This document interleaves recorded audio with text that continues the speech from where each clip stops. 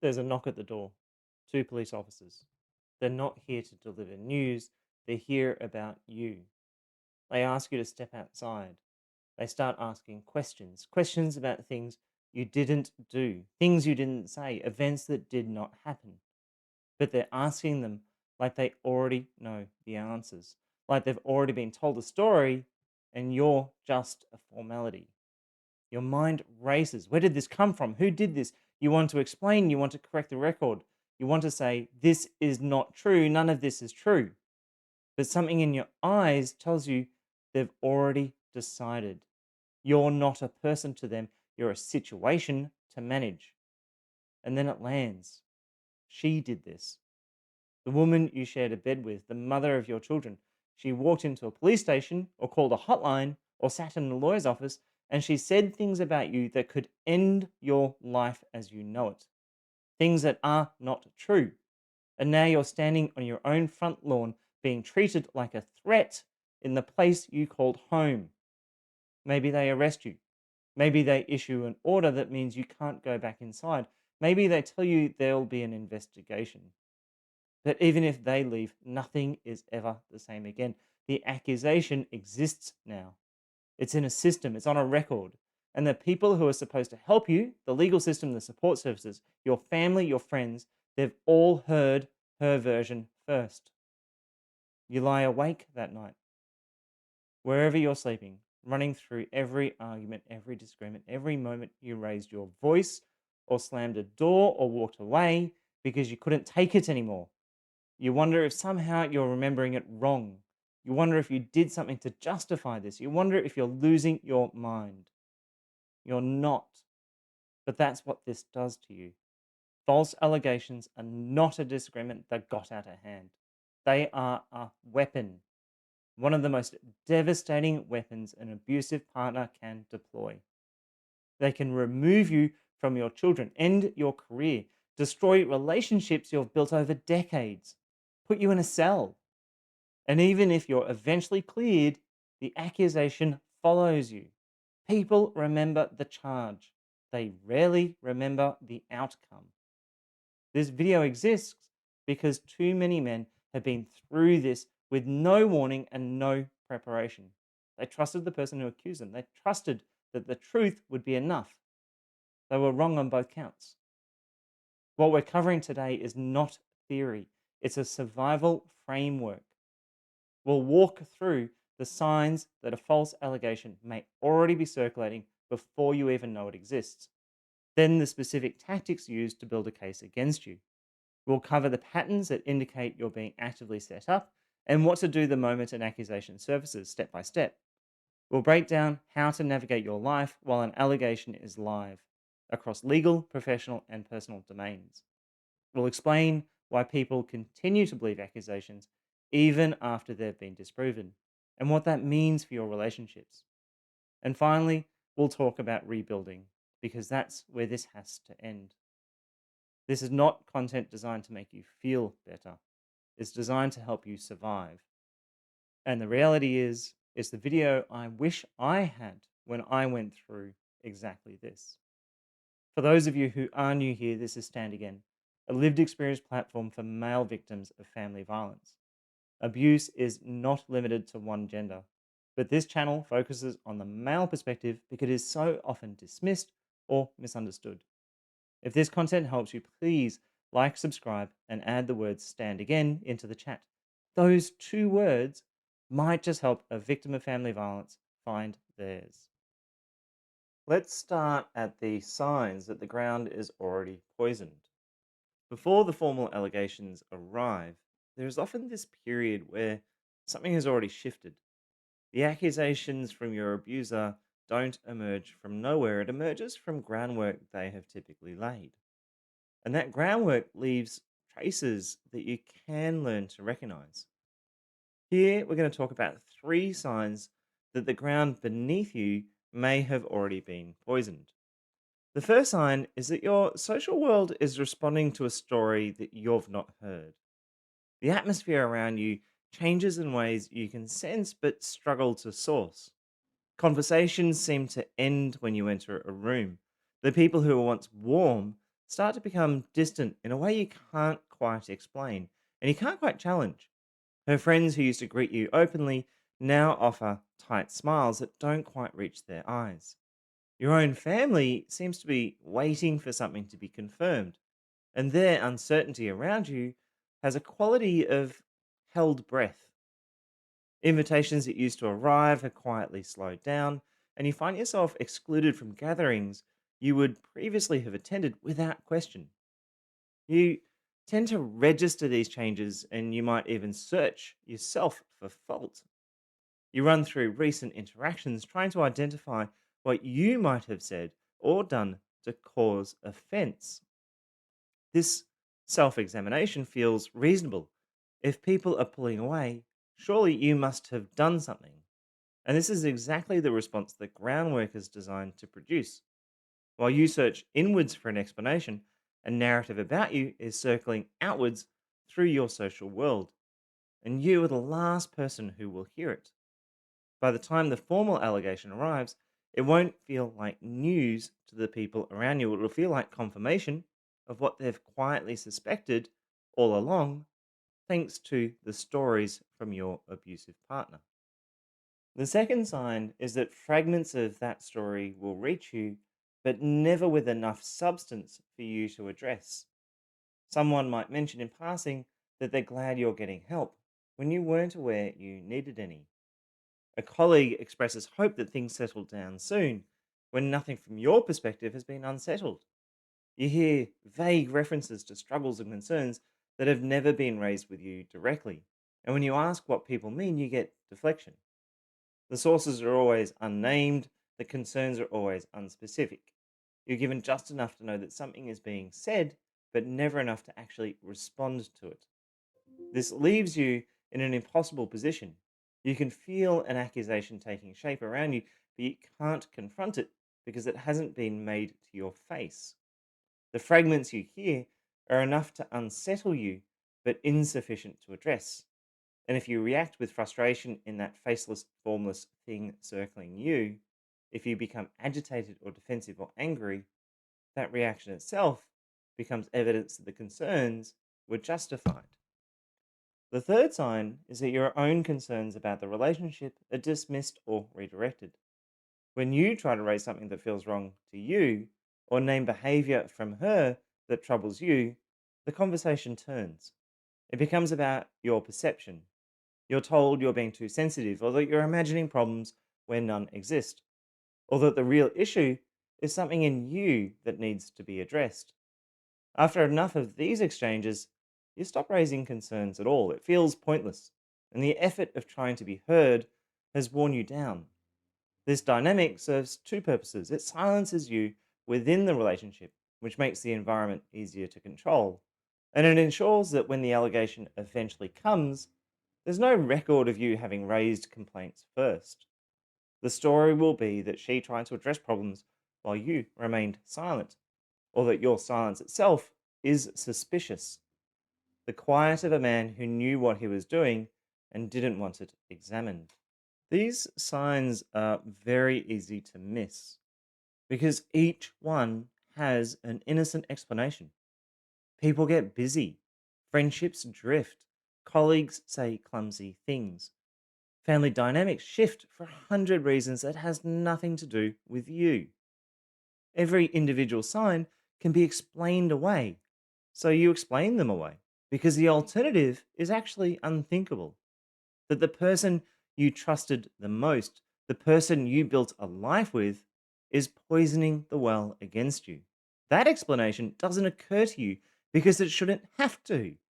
You are not expecting betrayal on this scale from someone you love. And that is precisely what makes the groundwork so effective. By the time you understand what has been happening, the narrative is already established, the relationship's already damaged, and the formal allegation about to land on soil that has been carefully prepared to receive it. Which brings us to how that allegation gets built, the deliberate manufacture of evidence designed to destroy you. So then let's talk about entrapment, which is how evidence is manufactured against you. A false allegation that destroys a life is rarely spontaneous. It is constructed, and understanding how that construction works is essential if you're going to recognize it happening around you or defend yourself once it has. The architecture of a credible false allegation requires several components. First, it needs a documented history of concern that predates the formal accusation. It needs evidence of your behavior that appears to support her false claims, and witnesses or records that can corroborate her version of events. None of this happens by accident. Each piece is manufactured, and the manufacturing often begins months or even years before you have any idea you're in danger of a false allegation. Let's talk about how this evidence gets built. The first tactic is the construction of a paper trail. This is the foundation of a credible allegation, and it is built through institutions that keep records. She'll visit her GP and mention anxiety, sleeplessness, and stress at home. She doesn't say you're abusing her, that would be too direct, too early. She simply plants seeds that will be harvested later. The GP notes her presentation, a record now exists. She sees a therapist and describes arguments in a way that positions her as frightened and you as volatile. She may use phrases like walking on eggshells or I never know what will set him off. The therapist's notes reflect what she has reported, and these notes can be subpoenaed. That's another record. She consults a family lawyer to ask about her options. She mentions feeling unsafe. The lawyer's file now contains a dated entry showing she sought advice about leaving a relationship where she feared for her well being. That's another false record. She calls a domestic violence hotline. She doesn't file a report with the police, she just talks to someone. And that call is logged. Later, this log will be presented as evidence that she was reaching out for help, trying to escape, long before anyone knew how bad things really were. Another false evidence record. Each of these contacts appears, in isolation, to be a woman quietly seeking support. Together, they form an evidentiary foundation that makes a future allegation appear credible. When she finally makes her false allegation, it will not look like it came from nowhere. It will look like the culmination of a long documented pattern, a woman who tried everything before she finally had the courage to speak up. You will not know any of these visits occurred. You will not know that a file is being built. You will not have the opportunity to provide your perspective to the GP, the therapist, the lawyer, or the hotline worker. The paper trail is constructed entirely in your absence, and you will only discover it exists when it's used against you. The second tactic is provocation designed to capture your reaction. This is sometimes called provoke and record, and the dynamic is straightforward. She creates conditions designed to push you past your limit, and she captures what happens when you break. The provocation might be for hours of accusations, criticisms, and even interrogation. It might be sleep deprivation over days. It might be blocking your exit when you try to leave a conversation, then escalating until you physically move her aside. It might be threatening to take your children, to destroy your reputation, to tell your employer something that will end your career, and waiting for the moment you raise your voice or put your fist through a wall. In that moment, she is recording on her phone, on a device you don't know about, on a home security system she has access to. She captures your rage, your desperation, your loss of control, stripped of everything that led up to it. The hours of provocation don't appear in the footage. The threats don't appear. The blocked exits don't appear. What appears is a man who looks exactly like the abuser she has been describing in that paper trail. This footage will be shown to police, to lawyers, to family court judges, to your friends and your family. It will be presented as evidence of who you really are. And because it's a recording, because it looks like objective proof, people will believe what they see without asking what they are not being shown. The third tactic is to manufacture physical evidence. Injuries might appear on her body, bruises on her arm, marks on her neck, scratches she displays to others. You did not inflict them, but you cannot prove that. She may have caused them to herself. She may have caused them through someone else. She may have provoked you into grabbing her arm when she blocked the doorway, then photographed the fingerprint bruises without mentioning she had trapped you. Property gets damaged in ways that suggest violence, like a broken lamp or a hole in the wall, a door hanging off its hinges. The story accompanying this damage is that you did it in a rage, and the physical evidence seems to support that story. The actual sequence of events, that she threw the lamp at you, that you punched the wall after she told you she had already filed a police report, that the door was damaged when she slammed it repeatedly, is nowhere in the record. She may also manufacture evidence of your supposed instability. Medications might disappear, and she suggests you have been abusing them. Items might go missing, and she tells people you have been erratic, forgetful, possibly drinking again. She describes concerning behavior to others in a way that cannot be directly disproved, building a picture of a man who is unraveling. The fourth tactic is of staging of witnesses.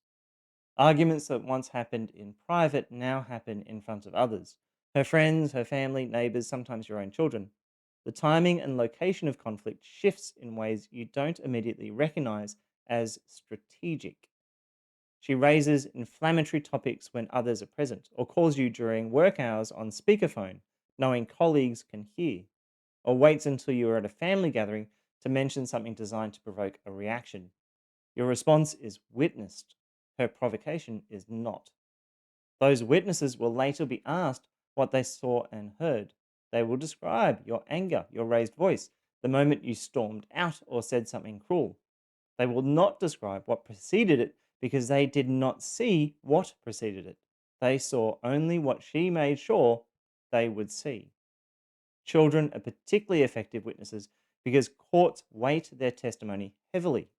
If your children have heard you shout, seen you slam a door, watched you and their mother argue, these observations can be presented as evidence of a pattern of behavior that frightened them. The context that would make sense of those moments, the provocations that preceded them, the years of stability that surrounded them, none of that survives into the courtroom narrative. The most important thing to understand about these four tactics is that they happen around you while remaining invisible to you. You do not know she has visited her GP. You don't know about the call to the hotline. You don't know the therapist's notes exist or that a lawyer's file has been opened.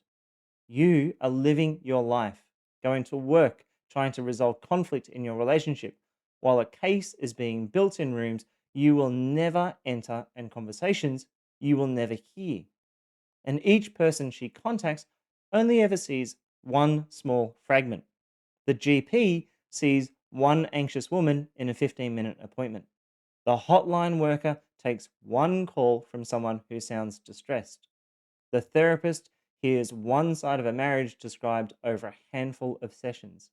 A friend witnesses one argument at a family gathering. None of these people see the full picture because they are each holding only one piece. And that piece, in isolation, looks genuine.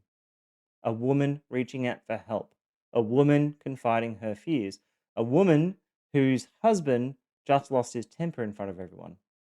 Because each contact is isolated, none of them can identify the pattern of manufacturing false allegations.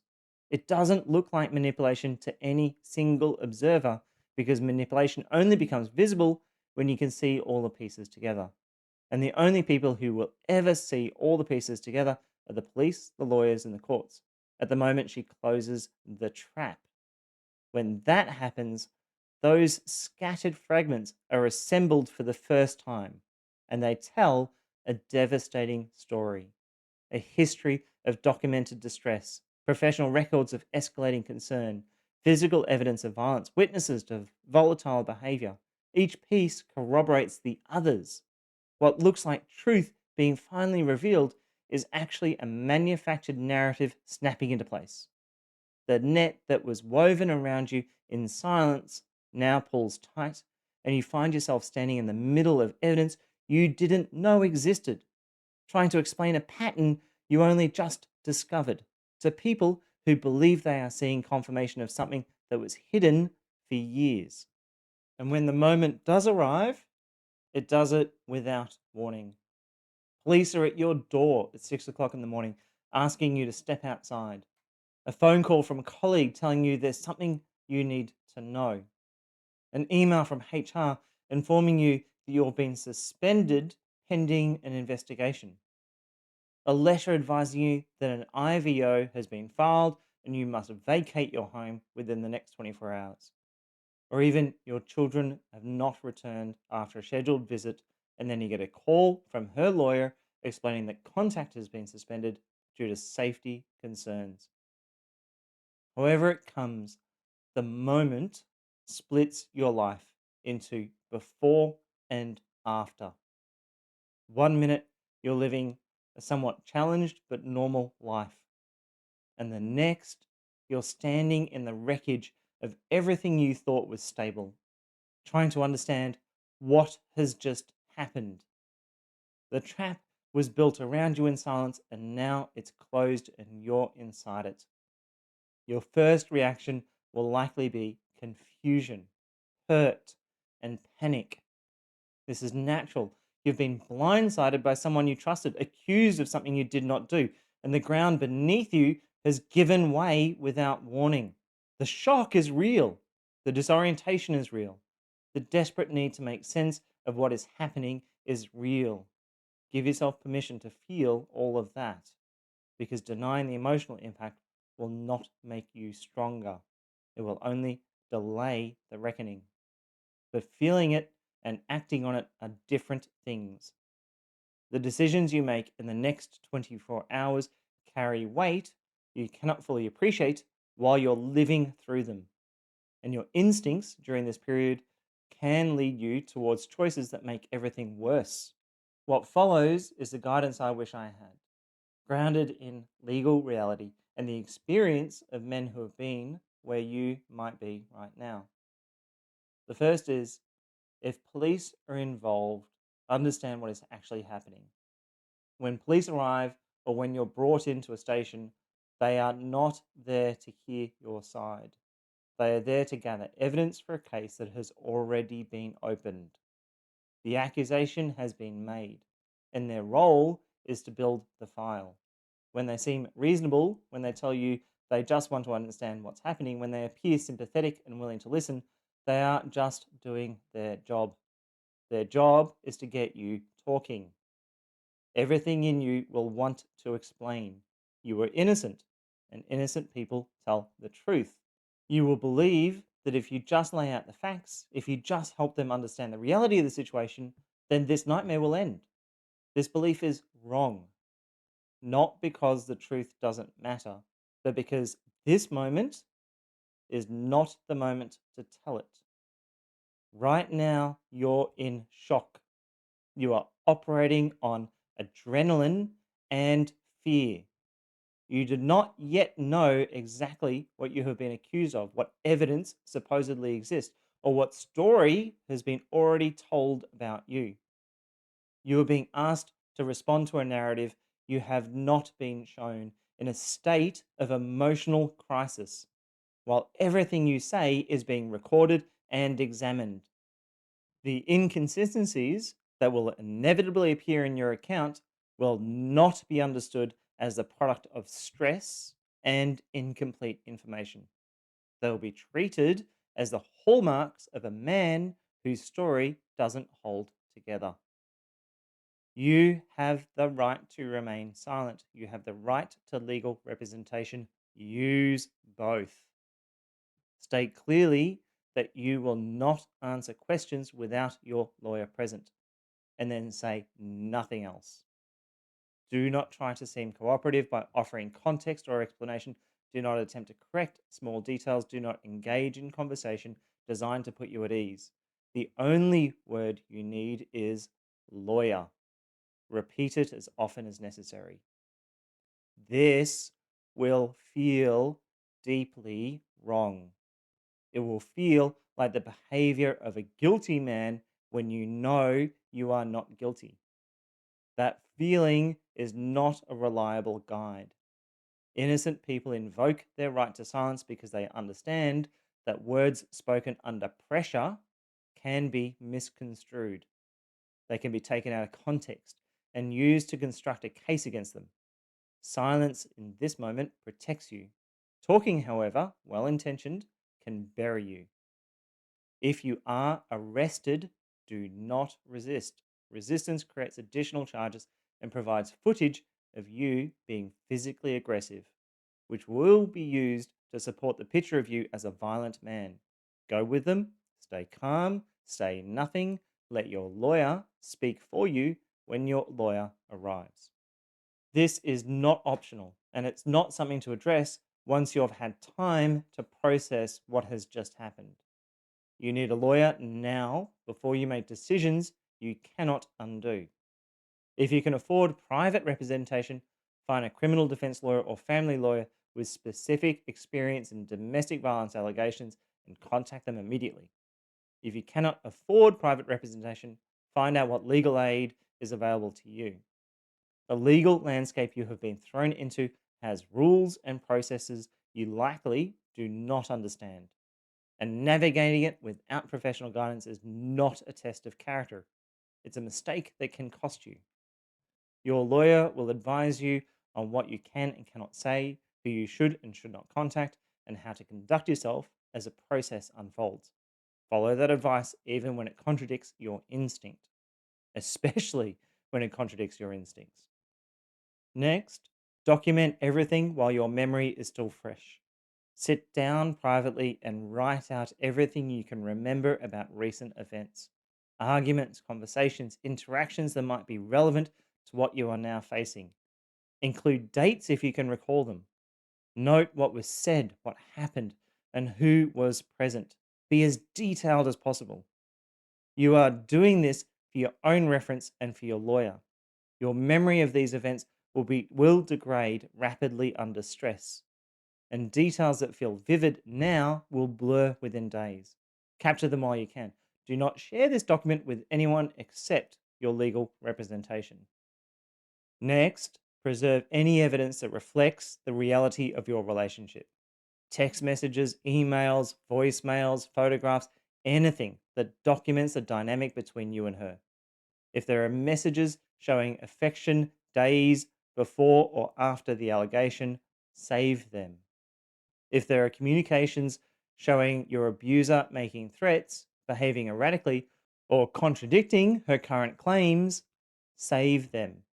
If you have ever kept notes about concerning behavior, make sure they are secure and backed up somewhere she cannot access.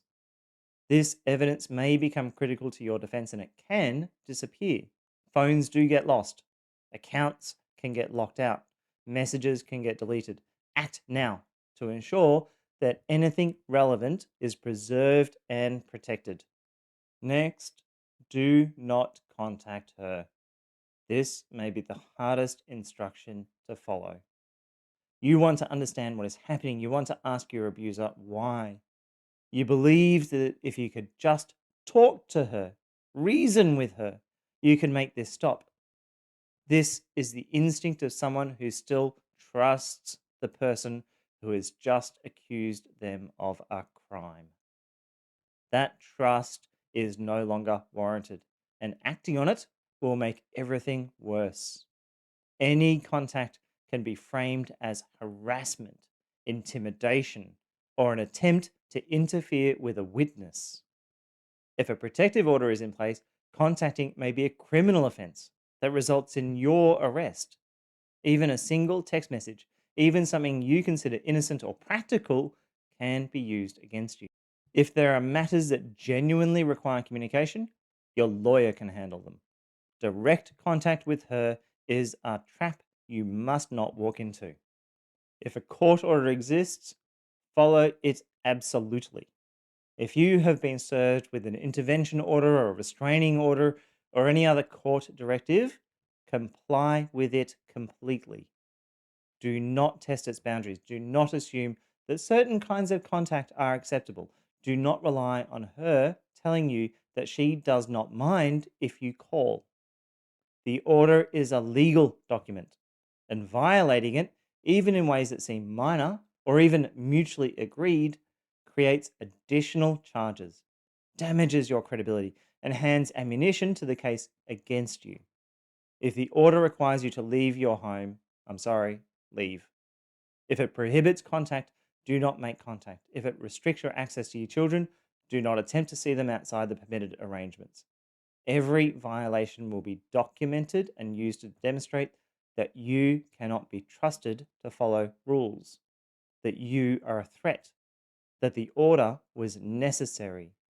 Compliance is not surrender. Here, it's strategy. Next, be extremely careful about who you talk to and what you say. Your instinct will be to reach out to everyone you know and explain what is really happening, to call your parents, your friends, your colleagues, and tell them the truth before the lie spreads any further. This instinct is thoroughly understandable. It can also be dangerous. You do not yet know who has been told what. You do not know which versions of events have reached which person or who has already made up their mind. You don't know who is still in contact with her, passing information back and forth. You do not know who might be recording your calls or saving your messages to share with her or her lawyer. Every conversation in this 24-hour period carries risk you cannot accurately assess. Your words can be taken out of context, edited, summarized inaccurately, or passed along until they become evidence of something you never said or meant. The desperation in your voice can be interpreted as guilt. Your attempts to explain can be framed as efforts to coordinate a story or pressure witnesses. This does not mean you should speak to no one. It means you should choose carefully, limit what you share, and save detailed accounts for your lawyer. Trust only those you are absolutely certain of, and even then, keep the specifics sparse until you have legal advice on what can be safely discussed. Next, stay off social media entirely. Do not post a defense of yourself. Do not share vague references to difficult times.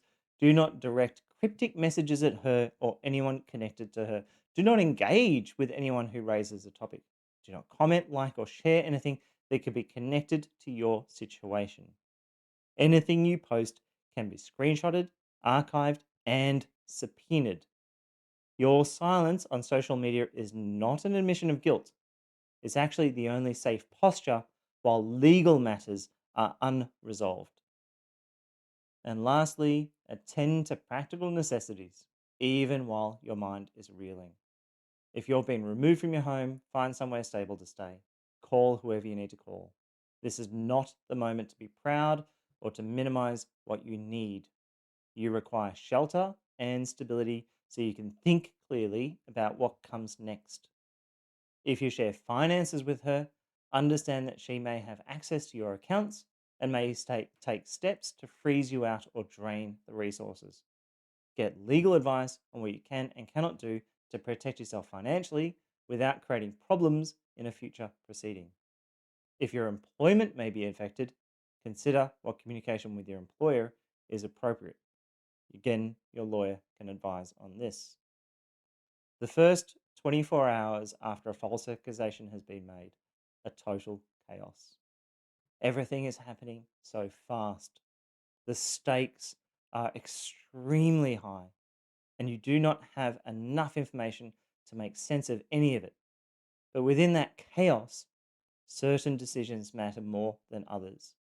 And the ones you make now can shape everything that follows.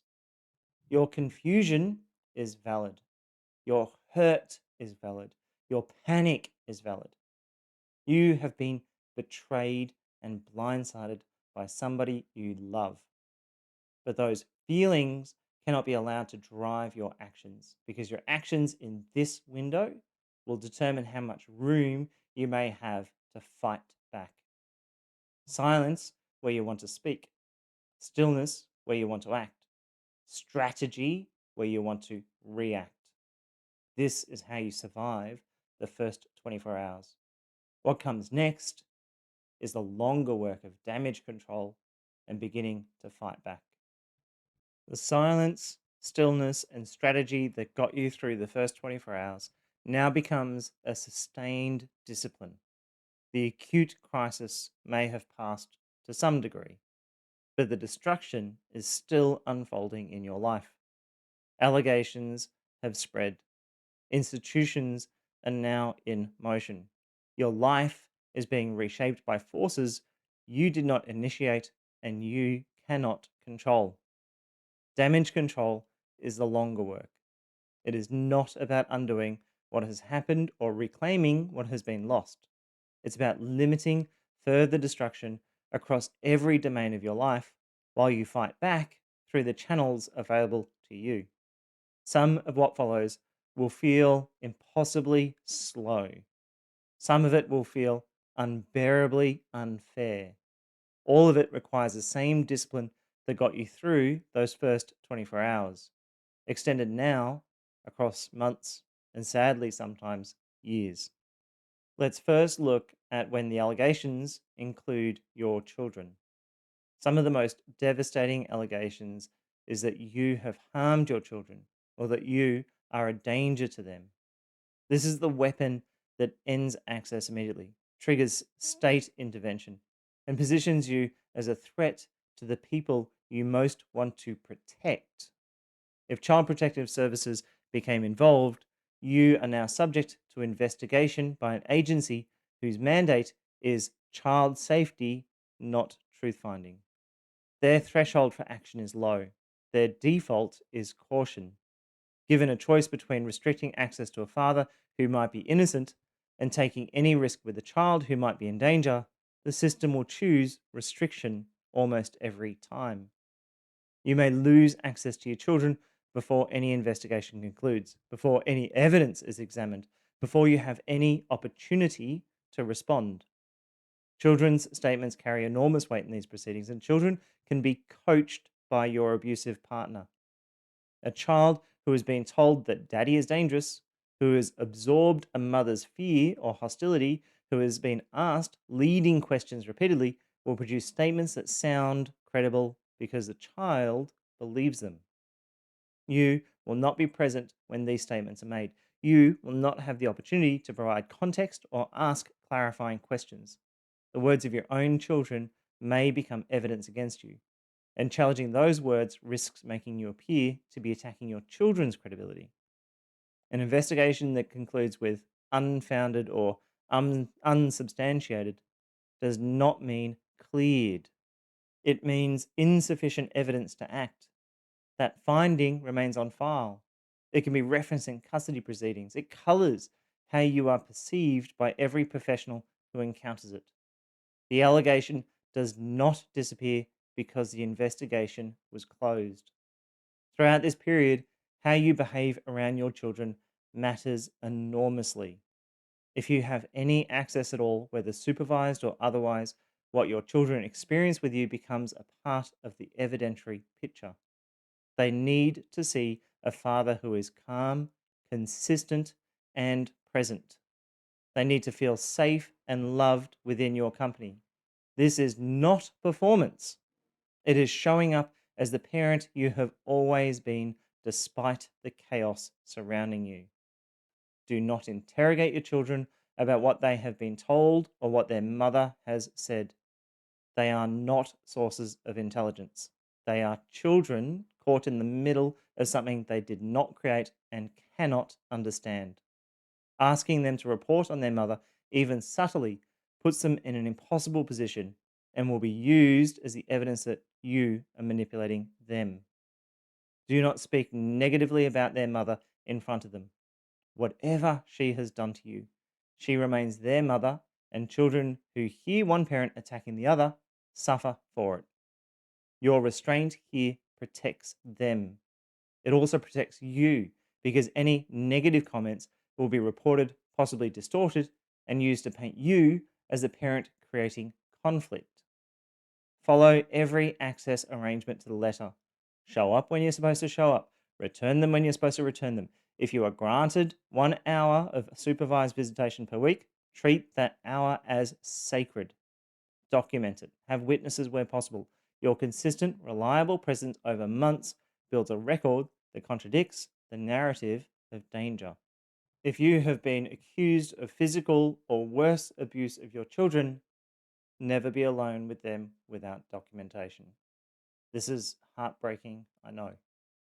You should be able to be alone with your own children without witnesses, especially as an innocent man.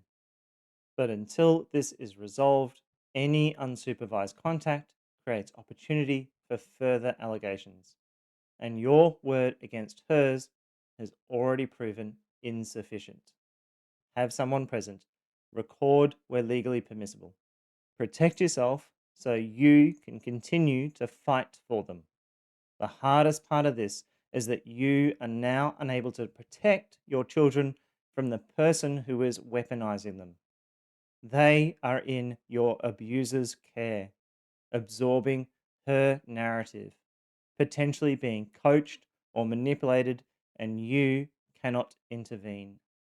This powerlessness is agonizing.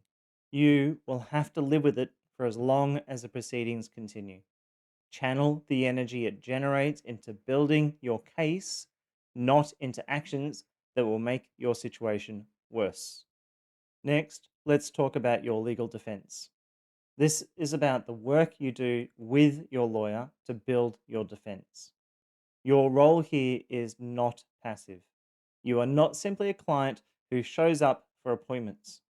You are the only person who knows the full history of this relationship, the context that makes sense of what is happening, the details that may expose manufacturing of allegations. Your lawyer needs everything you can give them, organized and accessible. Continuous documentation becomes a discipline you maintain as long as proceedings continue. Every communication with her saved. Every handover of children noted with date, time, witnesses, and anything that occurred. Every interaction with her family or mutual contacts recorded. You are building a record in real time as things happen that may be the only counter to her version of events when your case is heard months or even years from now. Gather contradictory evidence, communications showing affection, normalcy, or her initiating contact that undermine claims of fear. Messages where she threatens to make allegations or references disputes that have nothing to do with violence but real motive. Photographs of family events where everyone appears happy, time-stamped close to when the alleged abuse supposedly occurred. Create problems for her timeline. Your lawyer can advise what is admissible and useful, but you need to surface what exists. Identify character witnesses, people who have observed your relationship, your parenting, your temperament under stress. That's colleagues, friends, family members, neighbors who can speak to who you actually are. Your lawyer will prepare them, but you need to know who they are and whether they are willing to be involved. Understand that you may be fighting on multiple fronts simultaneously. Criminal proceedings if she filed a police report, family court proceedings for custody and access, civil proceedings if a protection order is in place. These operate on different timelines with different standards of proof.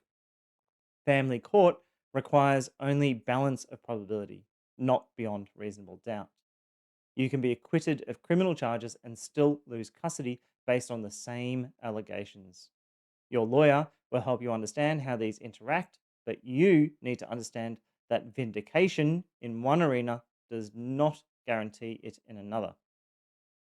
The investigation and court process move on their own timeline, and you cannot accelerate them. You are suspended in limbo while your life is on hold, waiting for hearings that get rescheduled, investigations that drag on, decisions that take months. This limbo is psychologically brutal. It is also where cases are won or lost, because the person who uses this time to build their case methodically is better positioned than the person who simply waits and shows up at court. Let's now talk about your employment. You may already have been suspended. Many employers act immediately when an allegation of domestic violence surfaces, particularly if there is a police involvement or media attention. Suspension pending investigation is sadly standard practice, regardless of guilt or innocence. Your employer's priority in this instance is limiting their own risk, not determining truth. The decision about what to tell your employer is strategic and should be made with legal advice. Disclosing too much can create problems. Disclosing too little can create different problems if they find out from other sources. If you are facing criminal charges, your lawyer can help you navigate what must be disclosed, what can be withheld, and how to frame what you share. If allegations come through the workplace itself, through a complaint or HR report, you have rights to fair process. You are entitled to know what you are accused of, to respond to allegations, and to have investigation conducted impartially. Document every interaction with HR. Keep records of meetings, communications, and decisions. Consider consulting an employment lawyer if your job is at risk, separate from your criminal or family lawyer. Do not confront your abuser if you happen to work with your partner. Any contact can be framed as harassment or intimidation. Let your lawyer and HR handle it. Even if you're ultimately cleared, your position may not be restored. Employers distance themselves from controversy. Colleagues who heard allegations will remember them. The professional reputation damage often persists regardless of outcome. Begin preparing for the possibility that this job may not survive whatever happens in proceedings. I'm sorry, guys, it's just the truth. Let's talk about your finances. Here, she may have already acted. Joint accounts get drained, credit cards maxed out, access to funds frozen. This is common and often happens in the first hours after allegations are made, while you are still trying to understand what is happening. If she has not yet acted, she may be planning to. Get legal advice on what you can do to protect yourself financially without creating problems in proceedings. Courts look unfavorably on either party dissipating assets or acting to disadvantage the other financially. There is a difference between protecting yourself and acting aggressively. Your lawyer can advise where that line is in your jurisdiction. Understand the cost of what you are facing. You may need a criminal defense lawyer, a family lawyer, and possibly an employment lawyer, or all three. These fees accumulate rapidly. Contested custody proceedings are expensive. If proceedings drag on for months or years, the financial drain is substantial. You may need to liquidate assets, borrow from family, or make difficult decisions about what you can afford to fight for. Financial control can continue post separation. Child support and spousal support obligations may be determined while allegations are unresolved, based on arrangements that are assumed her narrative is true. She may use financial mechanisms to maintain pressure, whether through legitimate claims or strategic delay. Document your financial position thoroughly so that when property division is determined, you have a clear record of what existed and what happened to it. Now let's talk about your relationships. By the time you're in damage control, the narrative has likely already spread. Friends, families, colleagues, and community contacts have heard some versions of what happened. You do not know who heard what, whose version they received, and what they now believe about you. You cannot campaign to clear your name. Mass communication, social media posts, group emails explaining your side, attempts to get ahead of the narrative, all of this makes you look guilty and desperate. It provides content that can be screenshotted, shared, and used against you. The instinct to defend yourself publicly must be suppressed. Accept that you must triage. Some people are reachable. They know you well enough or are positioned neutrally enough that they may hear your side and form their own judgment. Others may be lost. They have already decided or they are close enough to her that they will never be accessible to you.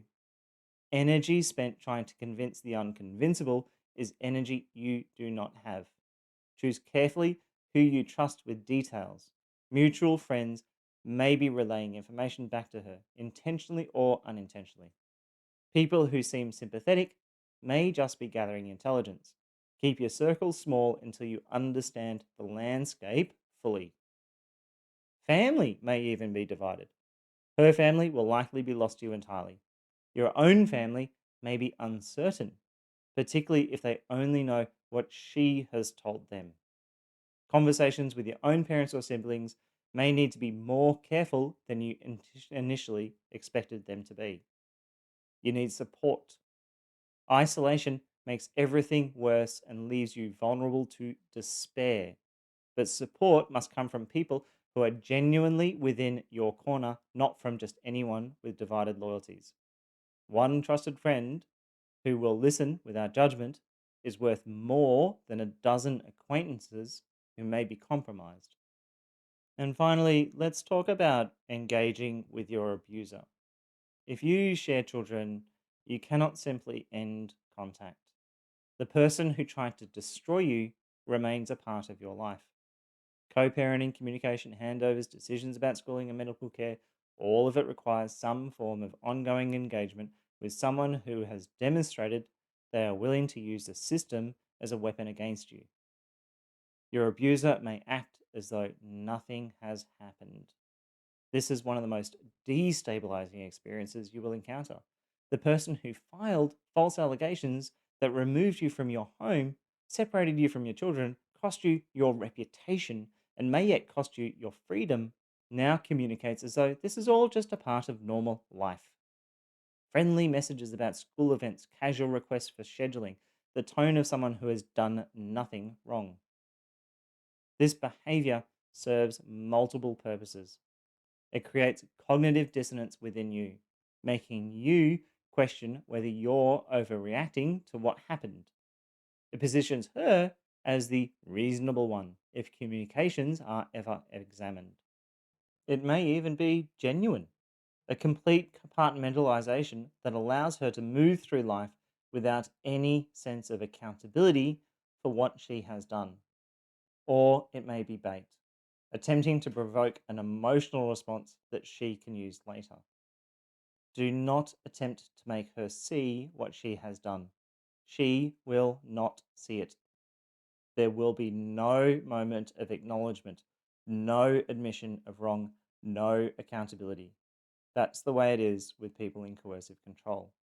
Seeking that acknowledgement keeps you engaged in a dynamic that harms you and helps her.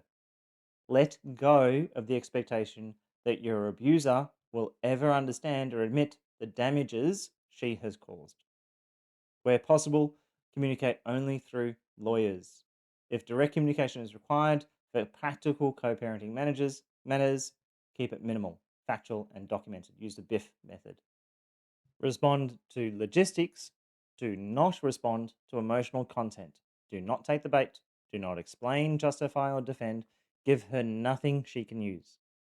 If you must see her at handovers or events, be civil and brief. Grey Rock, it's your friend. Your face reveals nothing. Your voice is neutral. Do not engage beyond what is required. She may try to provoke a reaction in front of witnesses. Do not give her one. Every interaction where you remain calm and she escalates is an interaction that helps your case. A relationship you had with this person is over. I'll repeat it. The relationship you had with this person is over. What remains is a strategic interaction that you must manage carefully until your children are old enough that court mandated co parenting ends. This is going to end up being years of discipline, but it is survivable.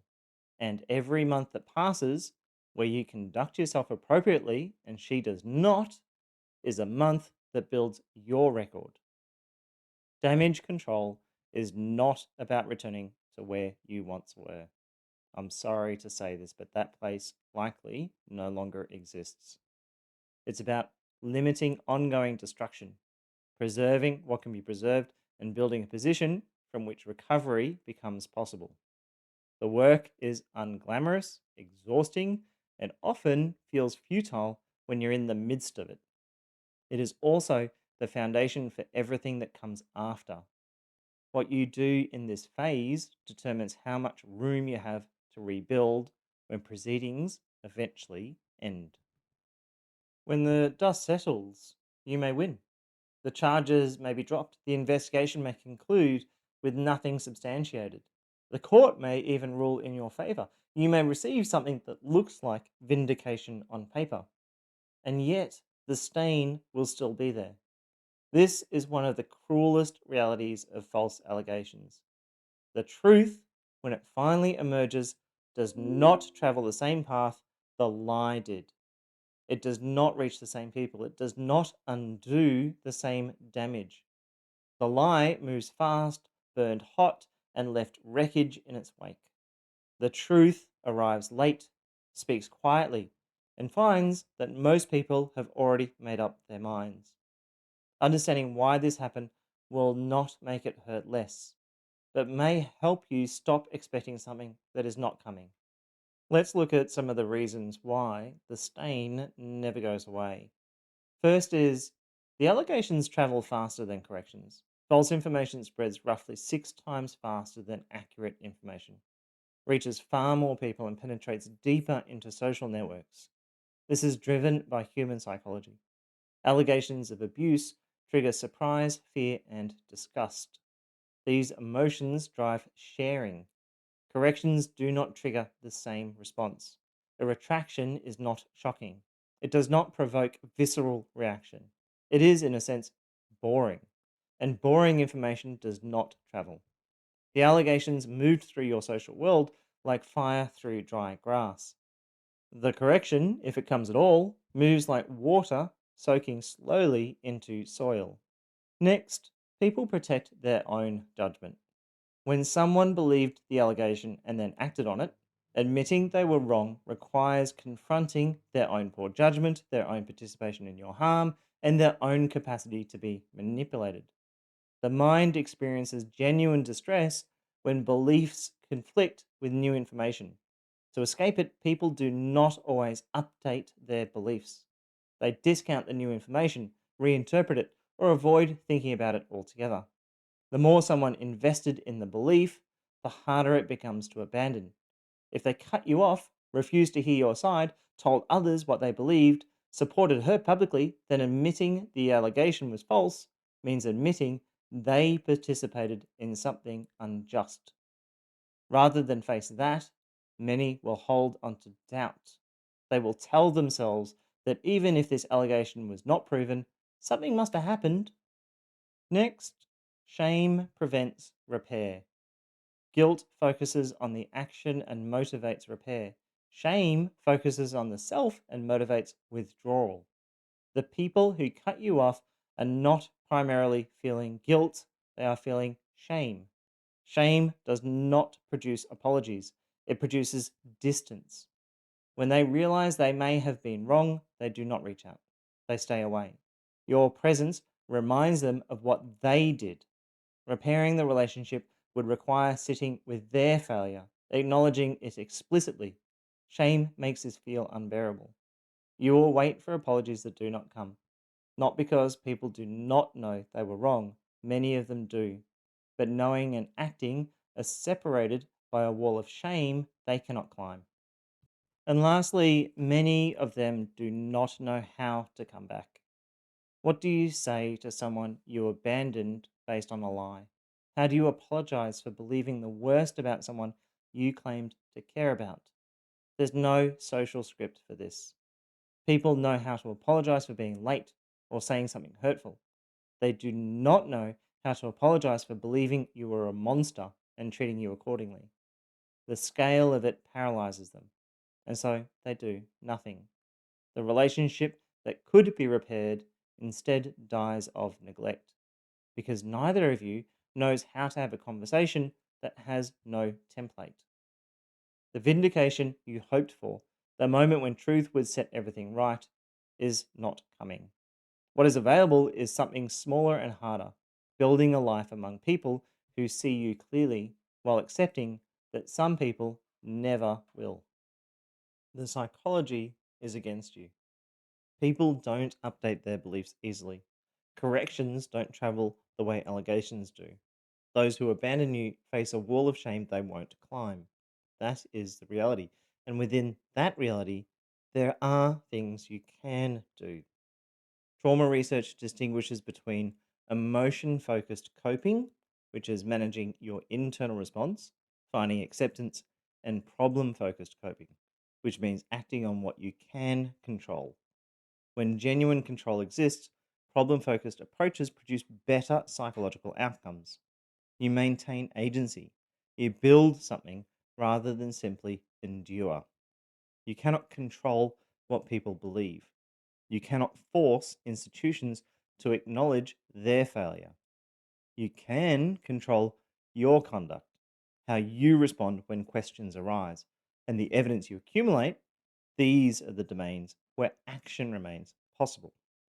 Your first focus is documentation that speaks. Earlier, we covered documentation for your immediate legal defense. This extends that discipline across, I'm sad to say, years. What she posts on social media, what mutual contacts report back, incidences where her behavior contradicts the image she's projected, violations of court orders, new unsubstantiated claims, the pattern that emerges when these records sit side by side across months or years is what you're looking for.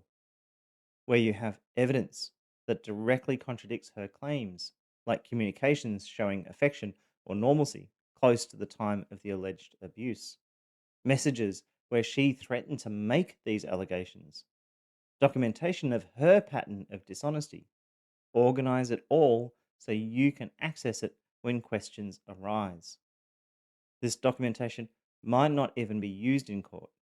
Its value lies in what it reveals to anyone who examines it seriously and in what maintaining it does for you. You are not passively absorbing what happened. You are now actively building the case for who you actually are. Your next focus area is your conduct as ongoing evidence. As we covered earlier, your conduct during proceedings protects your legal position, such as following access arrangements or behavior at handovers or not interrogating children or even speaking badly about their mother. All of that continues. But after proceeding, your conduct serves a different purpose, which is demonstrating who you are at the core to anyone watching. Character evidence carries weight because behavior patterns are predictive. Courts recognize this. So do the people observing your life. When someone's conduct remains consistent across situations and time, that consistency speaks to who you really are. When allegations describe a person fundamentally different from the one people observe, that gap becomes much harder to ignore. If the allegation painted you as a dangerous father, your consistent presence in your children's lives becomes counter evidence. Showing up for every scheduled contact, being calm and engaged when you're with them, following arrangements to the letter, never putting them in the middle. This is who you were before the allegation. Continuing being that father, documented and witnessed for as long as it takes. No single instance changes minds. The accumulation of them, month after month, year after year, builds a record that cannot be easily dismissed. This requires discipline that feels deeply unfair. You are performing reasonableness for an audience that judged you without evidence, proving a negative through sustained behavior. The unfairness is real. So is the fact that this is a primary mechanism available. The next thing we need to discuss is proactive steps, but more specifically, what helps and what can hurt. Continuing established conduct demonstrates your consistency. Proactive steps goes further, actively building a record that contradicts the allegation through new engagement. This territory requires very careful navigation. Actions intended to demonstrate your character can be twisted into implied admissions. What helps in one context may damage in another. The core distinction lies in what the action signals about the allegation itself. Let's step through these one at a time, starting with any engagement that demonstrates involved parenting. Active involvement in your children's school creates witnesses and documentation. Attending parent teacher conferences, communicating with teachers about progress, showing up at school events. The same applies to medical appointments, extracurricular activities, in any context where your presence as a parent can be observed and documented. You're building a network of professional and community members who have direct experience of you as a father. When questions arise later, these witnesses exist. This form of engagement carries minimal risk. Involved parenting isn't an admission of anything. The next thing you should consider is therapy for yourself. You've been through something traumatic: the false allegation, separation from your children, destruction of your reputation. These cause genuine psychological harm. Seeking professional support to process that is healthy and appropriate. Go to therapy because you need support, not because it generates useful records. If you're genuinely processing trauma with a professional, that's simply what's happening. If your mental health ever becomes relevant in proceedings, a therapist who has observed you over time can speak to what's actually been seen. That's not strategic framing, it's just the truth of the therapeutic relationship. The distinction people sometimes worry about, that seeking help implies you have a problem, misunderstands what therapy is. Processing a crisis driven from a false allegation is different from treating a disorder. Anyone observing the situation can see that distinction. The next thing to consider are programs that directly address the false allegation.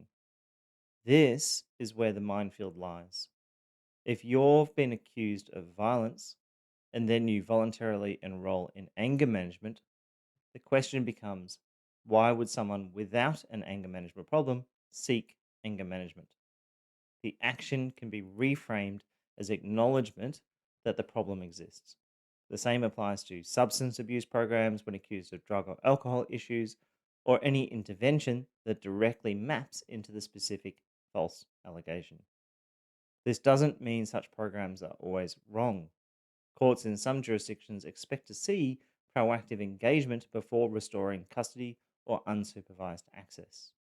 Completion becomes evidence of commitment to addressing concerns, even concerns you believe are fabricated. The calculation depends on your specific situation, your jurisdiction, the nature of the allegations, and where you are in proceedings. This is territory where legal advice is essential.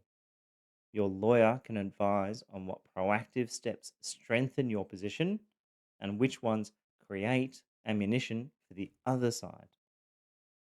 The last proactive step is anything you were already doing beforehand. If you were already in therapy before the allegation, then continue. If you were already involved at school, then continue. Established patterns that predate the false allegation carry different weight than new behaviors initiated after it. Where possible, establish that timeline clearly. Records showing when you started therapy, when you began attending school events. These things demonstrate continuity rather than reaction. Next, we're going to talk about what to do when questions arise. As covered earlier, you cannot campaign to clear your name. Public defenses can make you appear guilty and provide potentially more content that can be used against you. What you can do is be prepared when opportunities arise organically. Somebody asks you directly what happened, whether it's a person you're getting to know who hears and something and raises it, or a colleague who discovers the allegation. How you respond matters. Emotional flooding, defensive spiraling, attacking her character, these trigger the instincts that made people believe the allegation initially. The person asking wonders why you're so activated. What works is brief, factual calm. Just go through the allegation, what actually happened, the outcome if there's a formal process, what documentation shows if they want to see it. Then stop. Let them ask follow up questions. Don't oversell, don't plead. Say something like, she made an allegation of domestic violence during our separation. It was fully investigated. It was found to be not substantiated. I have documentation if you ever want to see it. I'm happy to answer questions. That's it. The restraint communicates something. People who have nothing to hide don't flood the zone with words. Your situation will unfold along one of two trajectories. Trajectory one is you get formal vindication. Charges are dropped, the investigation concludes, nothing substantiated. The court rules in your favor. You have something official to point to. Earlier on, we explained why this doesn't solve the problem. People who believed the allegation don't automatically update their thinking. Many will still assume the system failed, that you got away with it. The vindication reaches fewer people than the original allegation did. What formal vindication actually gives you is a reference point. When questions arise, you can say the allegation was investigated and not substantiated. For people genuinely open to evidence, this matters. It shifts the burden. They have to explain why they're maintaining belief in something the system determined was unfounded. Use vindication strategically. Don't broadcast it. Have it ready when relevant. Reference it matter of factly when disclosure is appropriate. Path two is no formal clearing. Allegations were made but never formally cleared. She withdrew them. The matter settled without determination. Charges were dropped for procedural reasons. You never got your day in court. This is the harder path. You have nothing official to point to. Her allegation exists without any corresponding exoneration. Here, your conduct is all you have. The years of documented stability, the consistent presence in your children's lives, the people who have observed you directly, the pattern of her behavior that reveals motive or dishonesty if you can document it. When questions arise on this path, you acknowledge the allegations were made, state clearly that it was false, and point to what exists. There was no formal finding either way. What I can show you is a documentation of our relationship during that period and my conduct in the years since. Some people will accept this, many won't. You're asking them to weigh her word against yours and against the evidence you can present. The sad reality is, this operates on a scale of years. Shifts in perception happen slowly if they happen at all. The people who eventually update their view do so after sustained exposure to conduct that contradicts the allegation, after enough time has passed that the original emotional charge has faded. Year one, almost no one changes their mind. Year three, a few people who stayed somewhat connected begin to notice a gap between what they were told and what they observe. Year five, some who cut you off entirely may quietly wonder. Year 10, the landscape may look entirely different. You don't get to accelerate this actively. Each month of consistent conduct adds marginally to the record. Each year that passes without you becoming what she claimed you were makes her claim harder to maintain for anybody paying attention. The path forward involves fighting where fighting is possible through your conduct, your documentation, your preparation for the moments when questions arise. It involves acknowledging where fighting is not possible. You cannot force anyone to see the truth. And it involves accepting that the timeline is sadly measured in years. This is not surrender. You are actively building the case for your innocence through every interaction, every documented exchange, every year of stability. That the building of your case takes so long and reaches fewer people than justice would demand is the brutal reality of what false allegations do. What you do with the anger that generates, that's the next thing we're going to talk about. Everything in this video has asked you to be measured. Document calmly, maintain composure, respond without emotional flooding, demonstrate through conduct that you're not what she said you were. That discipline is necessary. It is also deeply unfair because underneath all of it is a rage that doesn't go away, and you're not supposed to show it. When someone wrongs you, anger is the appropriate response. The brain registers injustice and produces a reaction designed to address it. This is the emotional system working as designed. Your reputation destroyed based on lies, your children taken or weaponized, people who claimed to love you disappearing without a question asked, years consumed defending yourself from something that never happened. The anger you feel is proportionate. Anyone who tells you otherwise is asking you to pretend the injury did not occur. And unlike a single event that recedes into the past, this injury continues. Every exclusion, every relationship that never forms, every year your children grow up with a distorted view of their father, the wound keeps being reopened. The anger doesn't fade because the damage is ongoing. You will hear from people that you need to forgive and forget, that holding onto anger hurts you more than it hurts your abuser, that a bitterness will consume you if you don't let it go. There is no professional consensus that forgiveness is necessary for recovery. Many trauma survivors heal fully without forgiving those who hurt them. Pressure to forgive often reflects the discomfort of observers more than your actual needs. People find sustained anger uncomfortable to witness. Forgiveness provides resolution that makes them feel better. If releasing the anger eventually serves you, that's yours to choose. But you don't have to forgive her to move forward. You don't owe her your peace. That anger, however, needs somewhere to go that doesn't damage your health. Physical exhaustion provides a release valve. Therapy offers a space where you can be as furious as you actually are without consequence. Some people channel their anger into spending an hour and 15 minutes talking about false allegations in a video to help others, or contributing to organizations working on these issues. Others need distance from the experience entirely. Trusted people who understand can witness your anger without judging it.